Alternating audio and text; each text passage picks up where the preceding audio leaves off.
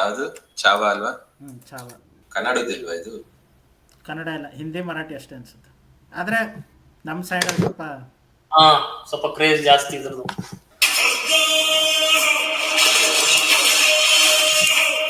छत्रपति शिवाजी महाराज को शेर कहते हैं और हम भाग गया और अपनी सोच जिंदा छोड़ गया.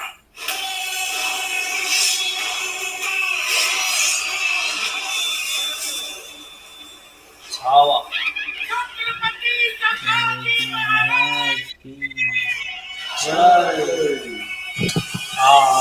ರಾ ಫೀಲ್ನೆಸ್. ಆ ಮ್ಯೂಸಿಕ್ ಒಂದೇ ವಿಚಾರ ತಲೆಯಲ್ಲಿ ಬರುತ್ತೆ, ಫೈನಲಿ ಇಂಡಿಯಾದ ಹಿಸ್ಟ್ರಿ ಮೇಲೆ ಫಿಲ್ಮ್ಸ್ ಮಾಡ್ತಿದ್ದಾರೆ ಅಂತ. ಈಗ ಮಾಡ್ಲೇಬೇಕು, ನಮ್ಮ ಹಿಸ್ಟ್ರಿ ಇರೋದೇ ಹಂಗೆ.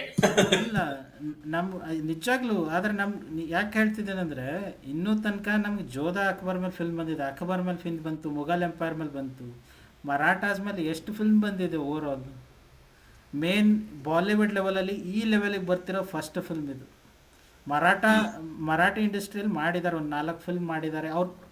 ಶಿವಾಜಿ ಮಹಾರಾಜು, ಸಂಭಾಜಿ ಅವ್ರವ್ರ ಹೀರೋಗಳ ಮೇಲೆ ಮಾಡ್ತಿದ್ದಾರೆ. ಆದರೆ ಇದು ಇಂಡಿಯಾದ ಹಿಸ್ಟ್ರಿ ಅಲ್ಲ, ಬರೀ ಮಹಾರಾಷ್ಟ್ರ ಹಿಸ್ಟ್ರಿ ಅಲ್ಲ, ಇದು ಪೂರ್ತಿ ಇಂಡಿಯಾದ ಹಿಸ್ಟ್ರಿ. ನಾವು ಟೆಕ್ಸ್ಟ್ ಬುಕ್ಕಲ್ಲೂ ಓದಕ್ಕೆ ಬಿಡಲಿಲ್ಲ, 2 ಪ್ಯಾರದಲ್ಲಿ ಮುಗಿಸ್ಬಿಟ್ರು, ಒಂದು 4 ಯುದ್ಧ ತೋರಿಸಿ ಮುಗಿಸ್ಬಿಟ್ರು. ಸೊ ಒಂದು ಸ್ವಲ್ಪ ರಿಯಲ್ ಲೈಫ್ ಹಿಸ್ಟ್ರಿ ಜನಗೂ ಸಿಗುತ್ತೆ, ಪ್ಲಸ್ ಈಗಿನ ಹುಡುಗರಿಗೂ ಗೊತ್ತಾಗುತ್ತೆ ನಮ್ಮ ಹಿಸ್ಟ್ರಿ ಸ್ವಲ್ಪ ಇದೆ ಅಂತ. ಇಂಡಿಯಾದ ಹೆಂಗಿದ್ರು, ಇಂಡಿಯಾದ ವಾರಿಯರ್ಸ್ ಹೆಂಗಿದ್ರು ಅನ್ನೋದು ಗೊತ್ತಾಗುತ್ತೆ. ಯಾಕಂದರೆ ಇನ್ನೂ ತನಕ ಮುಘಲ್ಸ್ ಬಂದರು, ಇಂಡಿಯಾದ ಮೇಲೆ ಆಳ್ವಿಕೆ ಮಾಡಿದರು, ಬ್ರಿಟಿಷ್ ಬಂದರು, ಇಂಡಿಯಾದ ಮೇಲೆ ಆಳ್ವಿಕೆ ಮಾಡಿದರು, ಬರೀ ಅದೇ ತೋರಿಸ್ತಿದ್ದಾರೆ. ಇಂಡಿಯಾ ಇರೋದೇ ಹೊರಗಡೆಯಿಂದ ಬಂದು ಆಳ್ವಿಕೆ ಮಾಡೋಕ್ಕೆ ಅಂತಾನೆ ಅನ್ಕೊಂಡ್ಬಿಟ್ಟಿದ್ದಾರೆ ಜನ. ಆದರೆ ಮುಘಲರು ಪ್ಲಸ್ ಬ್ರಿಟಿಷರು ಎರಡರನ್ನು ಕಂಟ್ರೋಲ್ ಮರಾಠ ಎಂಪೈರ್ ಕಂಟ್ರೋಲ್ ಮಾಡಿತ್ತು. ಅರ್ಧ ಜನಕ್ಕೆ ಆ ಮರಾಠ ಎಂಪೈರ್ ಹಿಸ್ಟ್ರಿನೇ ಗೊತ್ತಿಲ್ಲ. ಸೊ ಅದಕ್ಕೋಸ್ಕರ ಆದರೂ ಇಂಥದ್ದೊಂದು ಇನ್ನೂ ಸಿರೀಸ್ ಮಾಡ್ಬೇಕಾಯ್ತು. ಆ್ಯಕ್ಚುಲಿ ಅವರು ಛತ್ರಪತಿ ಶಿವಾಜಿ ಮಹಾರಾಜಿಂದ ಸ್ಟಾರ್ಟ್ ಮಾಡಬೇಕಾಗಿತ್ತು ನನ್ನ ಪ್ರಕಾರ ಸಿರೀಸ್. ಯಾಕಂದರೆ ಒಂದು ಪ್ರಾಪರ್ ಮೂವಿ, ಮೋಸ್ಟ್ಲಿ ಈ ಫಿಲ್ಮು ಸಕ್ಸಸ್ ಆದರೆ ನೆಕ್ಸ್ಟ್ ಮೂವಿ ಪ್ರೀಕ್ವಲ್ ಅಂತ ಮಾಡ್ತಾರೋ ಏನು ಯಾರಿಗೆ ಗೊತ್ತು. ಬರೀ ಮರಾಠ ಎಂಪೈರ್ ಒಂದೇ ಅಂತಲ್ಲ, ಈಗ ಬೇಜಾನ್ ಎಂಪೈರ್ಸ್ ಇದಾವೆ. ಅದನ್ನೆಲ್ಲ ಎಷ್ಟೊಂದು ನಮಗ್ ಗೊತ್ತೇ ಇಲ್ಲ. ಕೆಲವೊಂದ್ ಕಡೆ ಅಷ್ಟೇ ಕೇಳ್ತೀವಿ, ಬರೀ ಬಿಟ್ ಕೇಳಿರ್ತೀವಿ ಅಷ್ಟೇ. ಈಗ Vijayanagara empire, Maratha empire example, Mysuru empire. ಕನ್ನಡದಲ್ಲಿ 1-2 ಫಿಲ್ಮ್ ಬಂದಿದ್ದಾವೆ ಆಯ್ತಾ, ರಾಜ್ಕುಮಾರ್ದಿದೆ ಆಯ್ತಾ, ಒಂದು ಸ್ವಲ್ಪ ಮಾಡಿದ್ದಾರೆ, ಆ ಲೆವೆಲ್ಗೆ ಟ್ರೈ ಮಾಡಿದ್ದಾರೆ ಸ್ವಲ್ಪ ಪೋರ್ಟ್ರೇ ಮಾಡೋಕ್ಕೆ. ಕದಂಬರ್ ಬಗ್ಗೆ ಇನ್ನೂ ತನಕ ಫಿಲ್ಮ್ ಬಂದಿಲ್ಲ ಆಯ್ತಾ.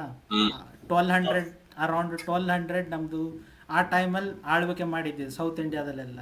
ಅದ್ರ ಮೇಲೆ ಅಷ್ಟು ಮೂವೀಸ್ ಬಂದಿಲ್ಲ.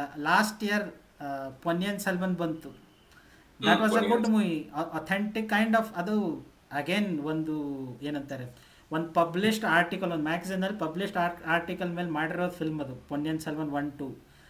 ಆದರೆ ಖುಷಿ ಆಗುತ್ತೆ ಒಂದೊಂದು ಸರ್ತಿ ಇಂಡಿಯನ್ದು ಹಿಸ್ಟ್ರಿನ ಸ್ವಲ್ಪ ನೋಡಿದಾಗ. ಯಾಕಂದರೆ ನಾವು ಯಾವಾಗಾದ್ರೂ ಪೈರೇಟ್ಸ್ ಆಫ್ ದ ಕೆರಿಬಿಯನ್ ನೋಡ್ತೀವಿ, ಇಲ್ಲ ಬ್ರಿಟಿಷದ್ದು ಏನೋ ಒಂದು ನೋಡಿದಾಗ ಅವ್ರ ಹಿಸ್ಟ್ರಿ ತೋರಿಸಿದಾಗ ಏನೋ ಒಂದು ಸ್ವಲ್ಪ ಚೆನ್ನಾಗಿ ಅನಿಸ್ತಿತ್ತು. ಇಂಡಿಯಾದಲ್ಲಿ ಇಷ್ಟು ರಿಚ್ ಹಿಸ್ಟ್ರಿ ಇದ್ರೂ ಯಾರೂ ಮಾಡ್ತಿರ್ಲಿಲ್ಲ. ಈಗ ಸ್ವಲ್ಪ ಕಾಣ್ತಿದ್ದಾವೆ ಆ ಕಡೆ ಈ ಕಡೆ, ಒಂದು ಸ್ವಲ್ಪ ಇಂಡಿಯನ್ ಹಿಸ್ಟ್ರಿ ಎಲ್ಲ ಕಡೆ ಕಾಣ್ತಿದ್ದಾವೆ ಸ್ವಲ್ಪ. That's a good thing.